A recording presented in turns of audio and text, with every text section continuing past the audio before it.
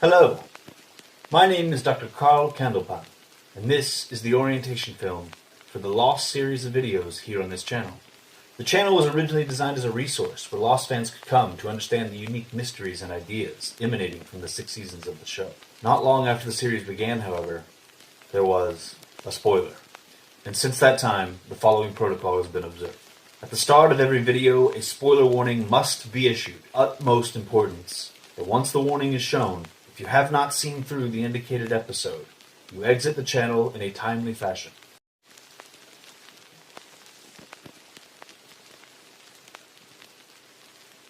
Namaste, and good luck.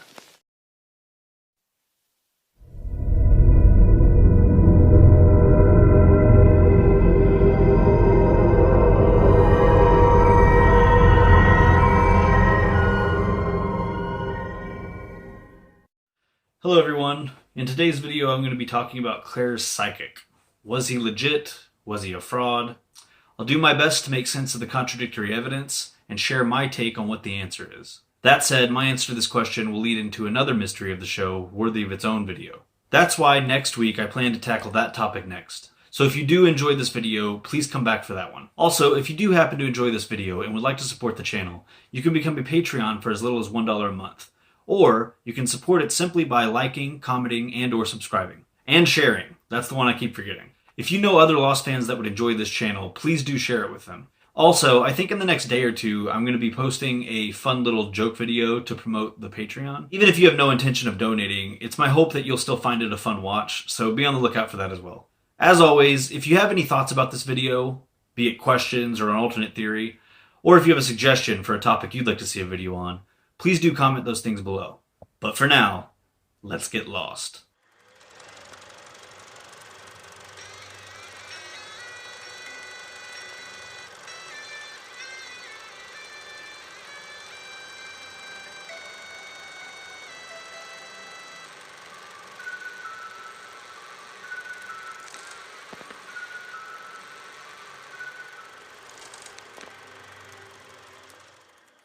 In the Season 1 episode, Raised by Another, Claire's flashbacks show us how and why she came to be on Oceanic Flight 815.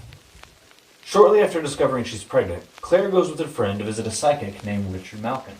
Claire is surprised when Malkin seemingly senses her pregnancy. So when did you find out? What? About the baby?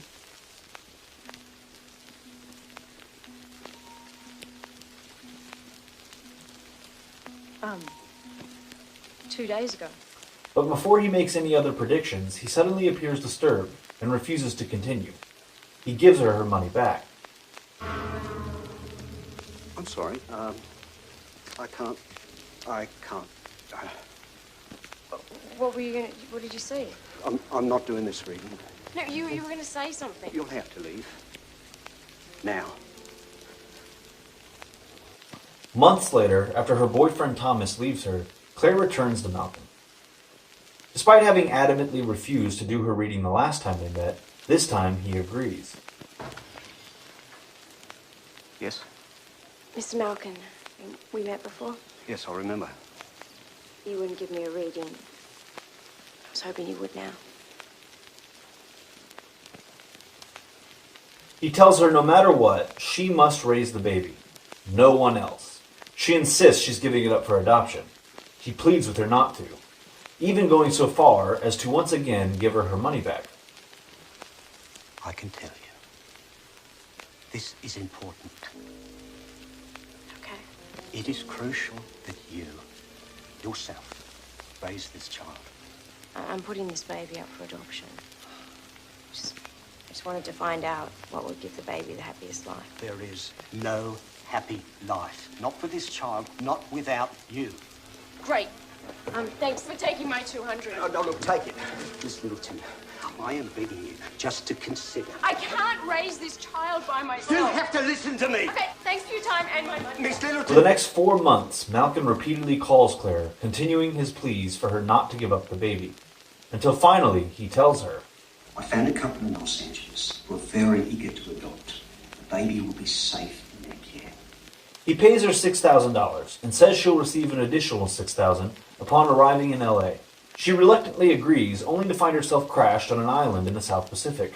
A few weeks later, she tells Charlie all about this psychic, and together they come to the conclusion that he knew the plane was going to crash.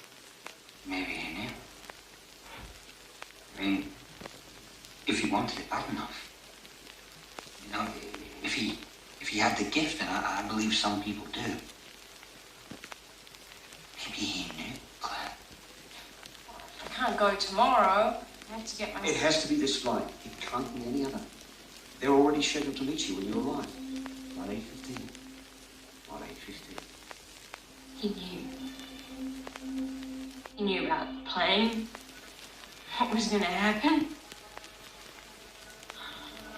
Oh my God, he knew. What a fascinating, yet chilling reveal. Turns out, he was legit.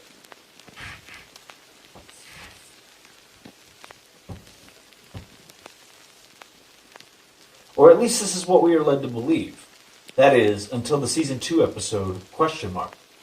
In this episode's flashbacks, we follow Echo as he's tasked by the church with investigating an alleged miracle. A mother has come to the church, claiming her daughter drowned in a river and then came back to life during the autopsy. Later, when Echo visits their home to speak with the girl, he is headed off by her father, Richard Malkin. Richard tells Echo there was no miracle, and that he's a fraud. Always. Everything she's doing is to spite me. Why would she spite you? Because she knows I'm a fraud. Because I make my living as a psychic. You see, that's what I do. I gather intelligence on people, and I exploit it.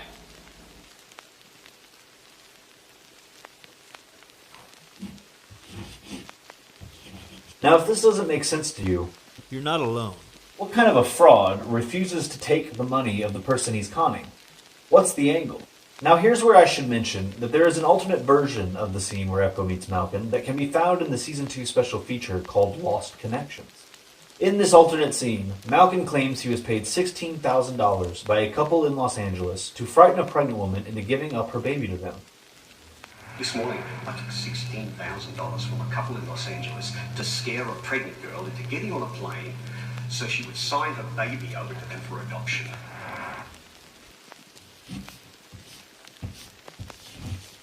Now, it's unclear whether or not this exchange should be considered canon, but for the moment, let's pretend that it is. On top of the $16,000, let's add the $12,000 they were planning to pay Claire. There's also the cost of the last-minute round-trip ticket for Claire, which, let's conservatively estimate, is $1,500.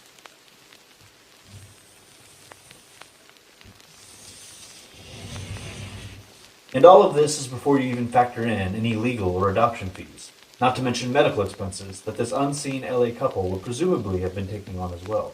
And even if this amount is in Australian currency, it's still about $18,500 US back in September 2004. The obvious question becomes, why would anyone go through the extra expense, not to mention the extra work, just to get this very specific Australian baby?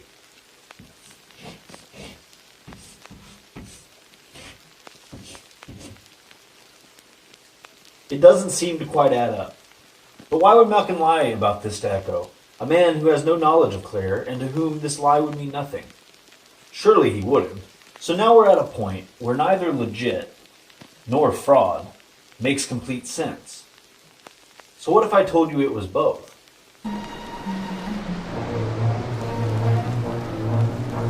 Despite how paradoxical this simple statement sounds, allow me to explain. What I'm suggesting is that Richard Malkin is a fraud who has indeed been paid off to act the way he does. But the eerie foresight regarding the plane crash and wanting Claire on the plane are in fact legitimate.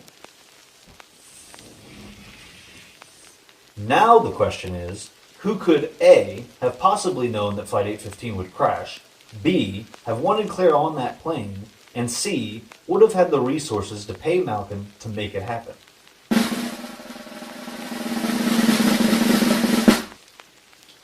Matthew Abaddon. Hello. My name is Matthew Abaddon.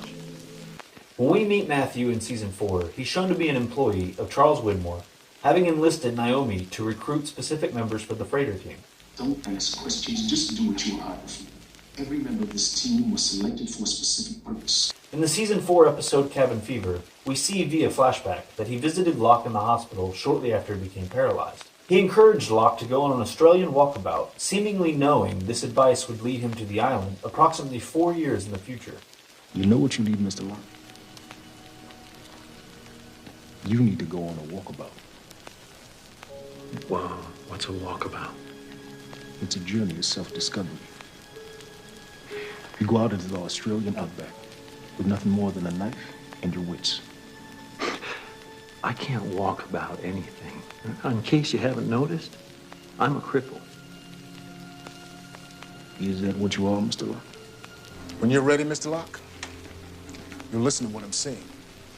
And then, when you and me run into each other again, you'll owe me one. Then, in the Season 5 episode The Life and Death of Jeremy Bentham, while escorting Locke around, Abaddon brings up this meeting and says the following.